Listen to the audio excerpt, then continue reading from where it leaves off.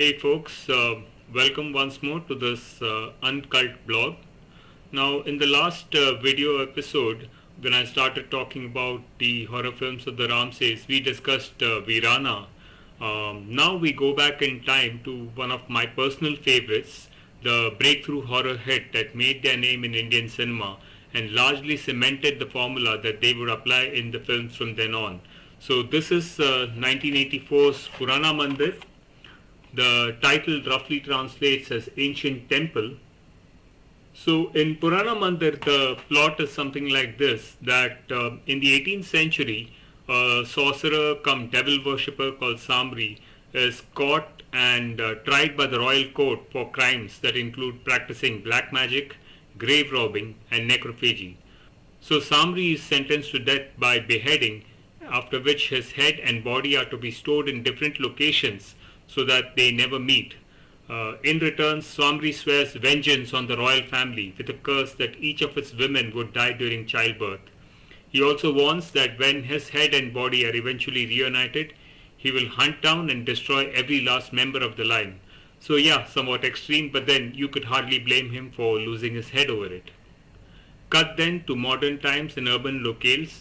The last daughter of this royal line wants to marry and make babies with her photographer fiancé, but her blue blood papa is wholly against this because of the family curse.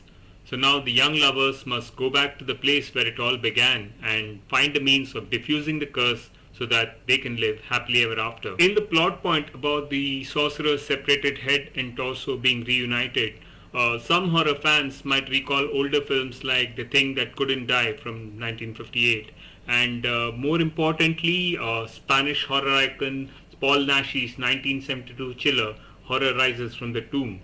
Now Nashi's film itself owed a debt of gratitude to Mario Bava's Mask of Satan, but it was the likeliest inspiration for the outline of Purana Mandir. But frankly that's where the similarity ends. Horror Rises from the Tomb has a languorous sepulchral air and some might even describe it as boring. On the other hand, Purana Mandir, even with all its detours into song breaks and comedy tracks, is a thrilling kinetic narrative. In its best part, the style is like Mario Bava meets Hammer Horror.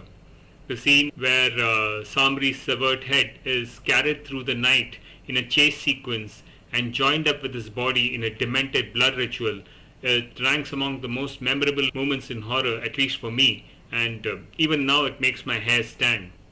And Aniruddha Agarwal, as Saamri, this 6'2", 6'3" actor, he has a genuinely menacing air. In a very intelligent move, once his character is resurrected from the dead, he has no lines of dialogue. He is just this towering, implacable presence whose eyes radiate a pure malevolent energy. At one point, when the martial arts expert friend of the lead pair, the one guy expected to have a fighting chance against this monster, when he falls to Saamri's rampage, an unmitigated hopelessness permeates the scene, and Saamri's reign of terror seems almost inevitable. Fortunately for the film's protagonist, Saamri is eventually vanquished in a dramatic climax that echoes Terence Fisher's work. Now, at the time of release, Purana Mandir was another in the line of low-budget shockers that the Ramsays had been putting out since the 70s, but it turned out a surprise blockbuster. It was one of the highest grossing films of that year, and it garnered several times its making cost at the box office.